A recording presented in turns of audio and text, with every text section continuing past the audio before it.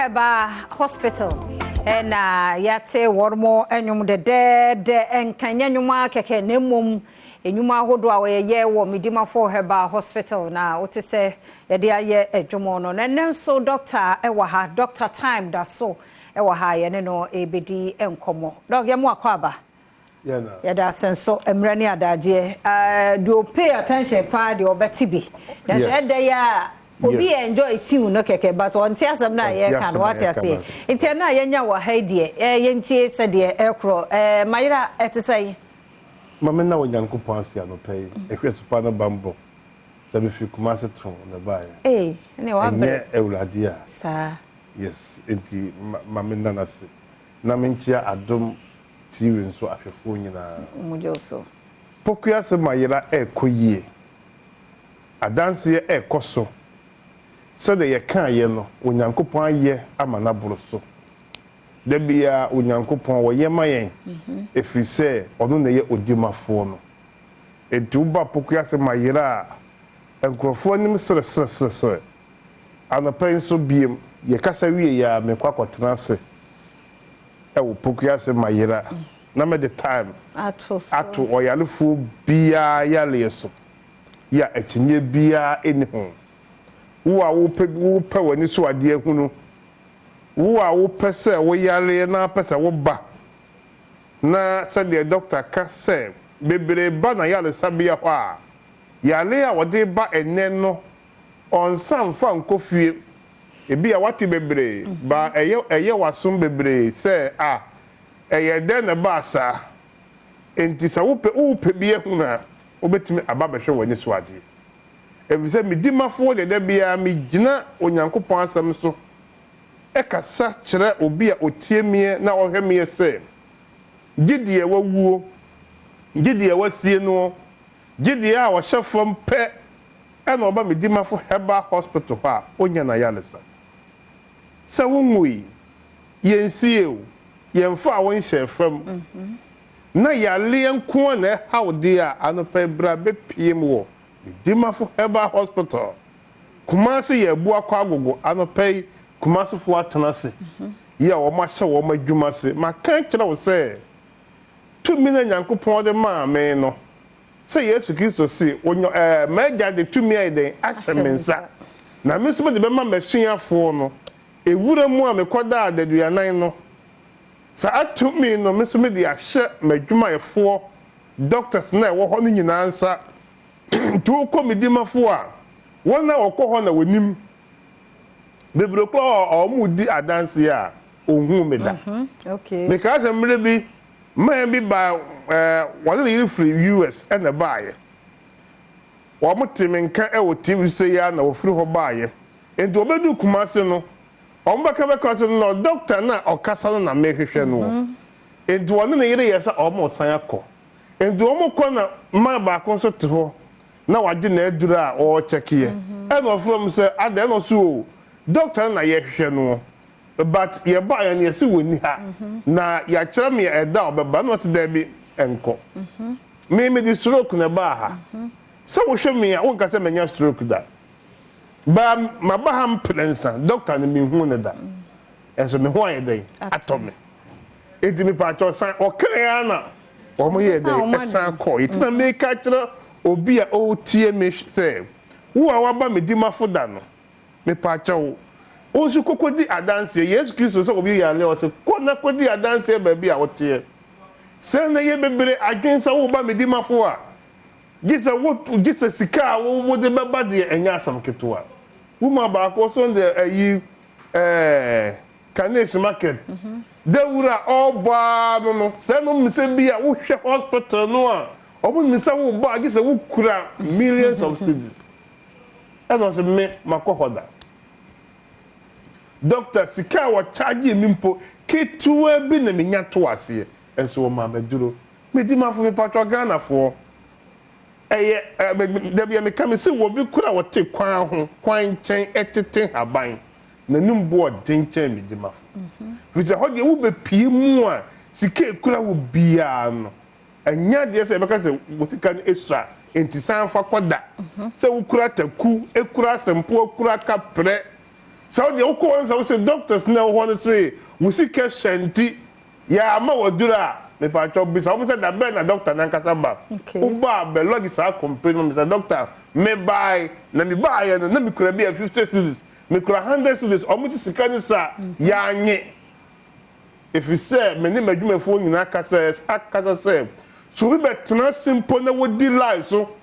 na eduru simple na wonkuta bia so the Bible say nhira ne mobrohufo no na won wo behu won mobo no me pa cho moma na duro ebia ene na onkura bia omra bi mu no obekura bi sa na Medimafo Herbal Hospital etentimu a ma agisa gisa wunya sika bebra ansa na wo de abanti na doctor say fa kakra bi bra baje wa yalesa fa kakra bi bra baje wa yalesa wo kuma se ebu akwa agogo enkran ye pokuya se mayera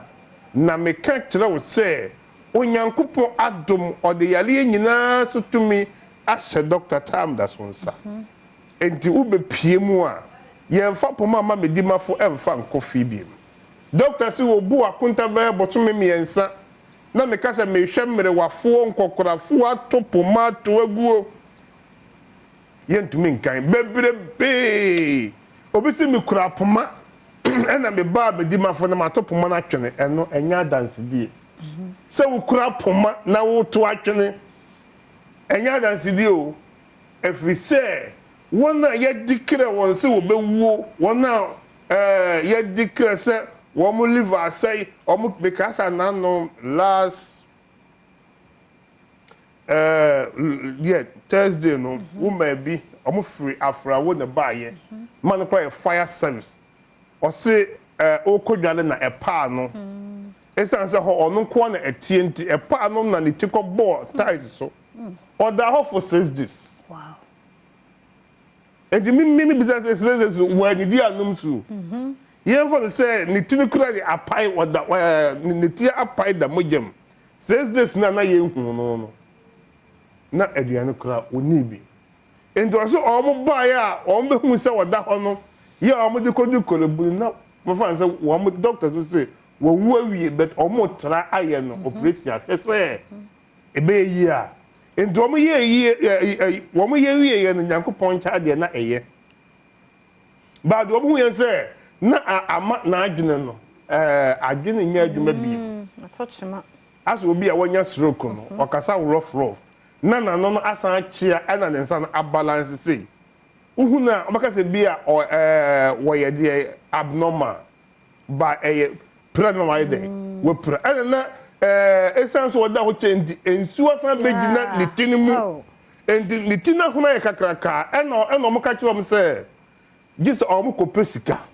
na o mbaye ne operation mi no adwene no emudie na afi o mbesa ye atwe ensu no so ye dey afrim basika no mo bo no na nya sam ketwa so mo free afra wo benya sika no and was say o mo ka ebisa doctor say na herbal ntimi no say wo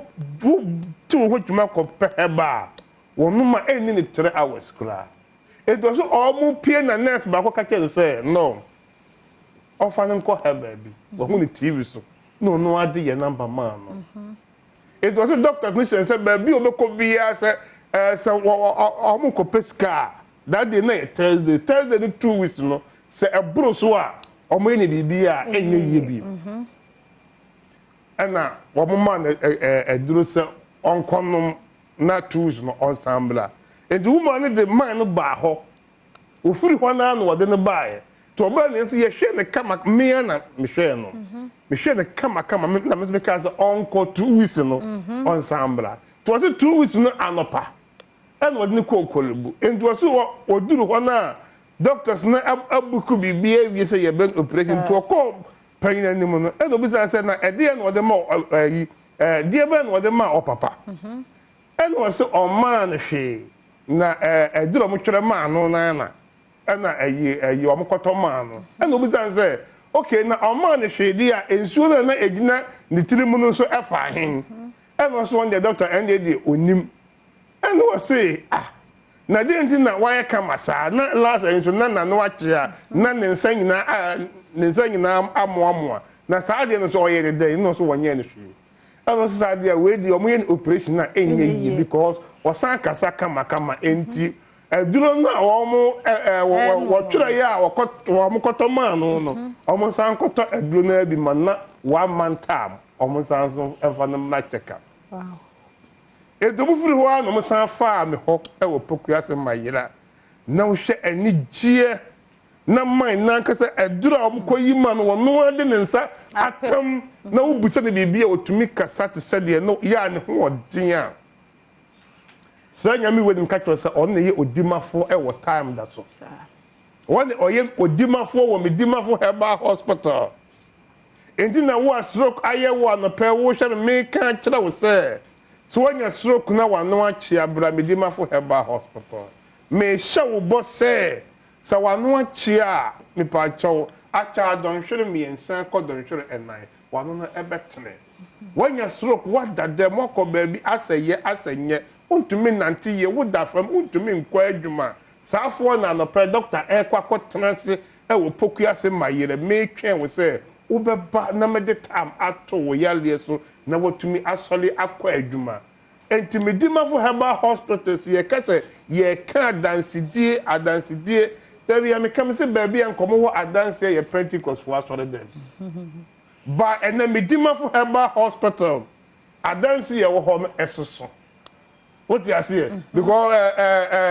Pentecost was what they call the what be quite who wa what me could not create e could dance here enye we bi ya lia kesi a ye declare say enye yie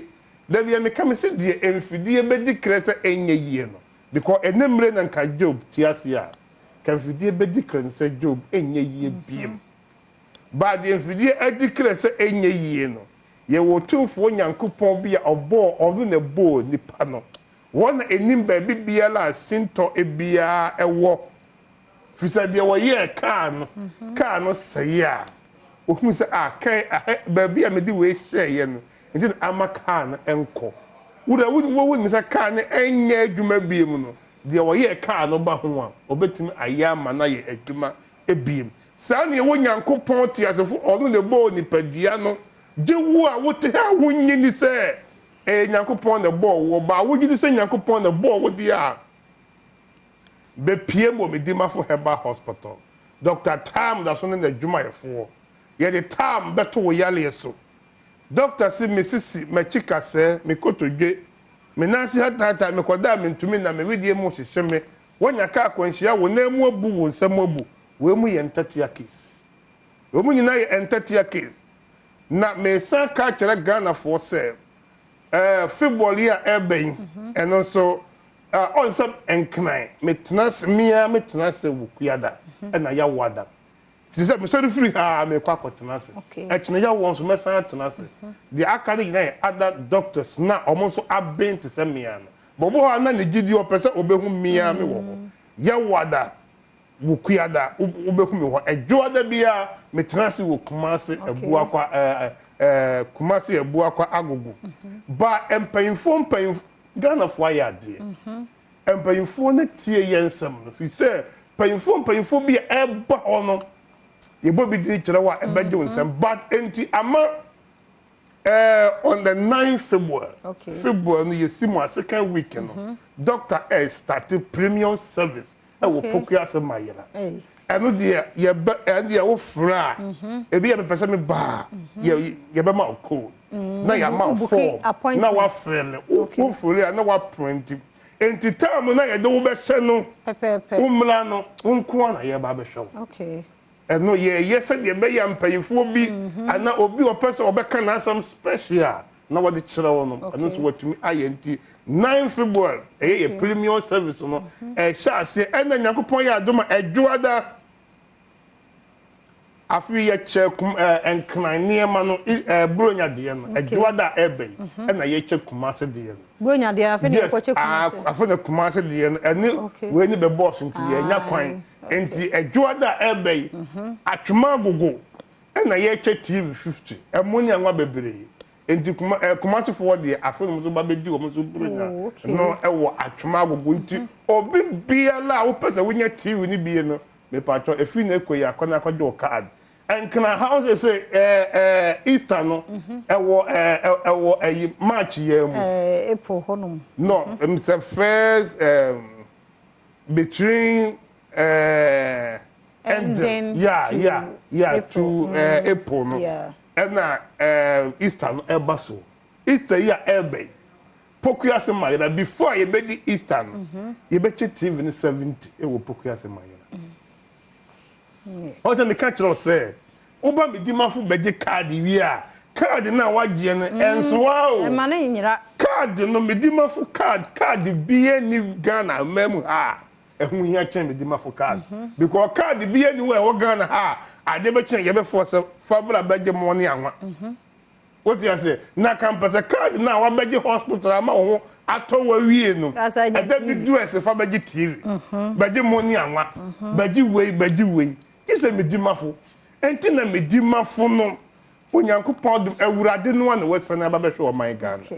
Edibu maye nyina oyalefo bia emra Medimafo ha na no kwesiere ya atwema gogo community emoni anwa ye chema ekunafo enkwada aduane ye no ye chama de nyankopon nam doctor so ye no aburo adwene ntiase so kwatere kwaso obi fra ontuma tiridin doctor me kasa me se me wo enuro baburu be edu a ye registered by Food and Drug Authority ba me se me mfa nko pharmacy Medimafo manfa me pesiko me di be pe apomodin pa de me se obi opese oba Medimafo amla Medimafo Herbal Hospital eye me ni pe kumase ye bu akwa agogo enkra pokuase mayira o furi enkra be so oba pokuase mayira ukwo wo phone so a gogo ubo Medimafo Herbal Hospital Accra edu ubeba dalet unyum hwe no fa trotro si pokuase station wo si pokuase station bisa Medimafo a ana tam da so ye be kiro hwe no obi amfata ya akra na wo wa uduru wangu say ye hospital no ya painting the green and white a solid building abrosign me pacha uduru wangu say doctor ya meti ha kase me fonyi tita hona hesa wo card na aba beje no eye Medimafo Herbal Hospital card na me say onyankopon uduale anopai hwi na ye pia wo de akọ hwi na ye pia wo de akọ hono ye nsem pia wo mfa wo nkofie da onyankopon na me number no numbers ni 0244 774282 0244 774282 0500 727215 0500 727215 0245 449592 0245 449592 ya de safo ne urade onam Dr. Time da so obesawo yale ya da se nyame sha papa panti Dr. Time da so na yete no enka no Mr. Omekai o Franco Trading Enterprise o performance papa TV papa na wonso wo use say your office say fie ba bia wo de koche ye mongra Franco Trading Enterprise or Nokia, Samsung, iPhones or smart TVs ranges from 32 equals 55 inches tabletop fridges and so Franco Trading Enterprise say will be CCTV cameras and so will be Fabi bo office ufie sebe ya be bia onam bia ubenya bie menkofa Franco number internet so one number ni 0246422338 0246422338 and 0555 939311 0555939311 Franco Trading app no call Google Play Store na ubenya wo na kwa website www.francotrading.com Franco Trading Enterprise still phone papa fie channel so bo ramu dia wo max no ya shama wo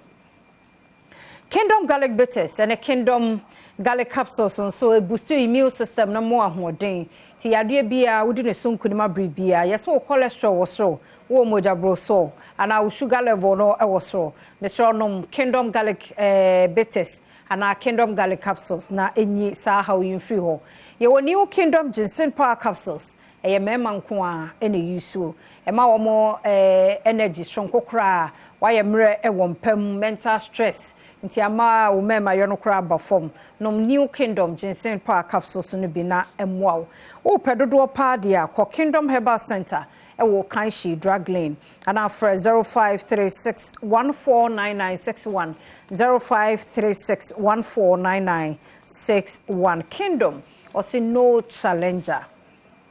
Ghana Post say nkoso ankai ho ye ho enche na Valsday no so aba opese o ya do ye Mr. Oba nipa no wo bia no Ghana Post for enrape adekro no emfa nkoma onipa no ba bia owo emfa ma enyira